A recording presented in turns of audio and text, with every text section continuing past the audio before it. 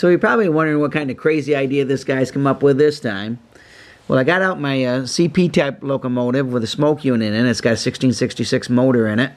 Nose cone that a friend of mine made. We have a 19-volt LED in there. But it was pretty cool because it smokes, but it just wasn't quite cool enough. So I put a sound of power unit in a wedge tender. So check it out. It's got a Lionel board, and we'll take it for a spin.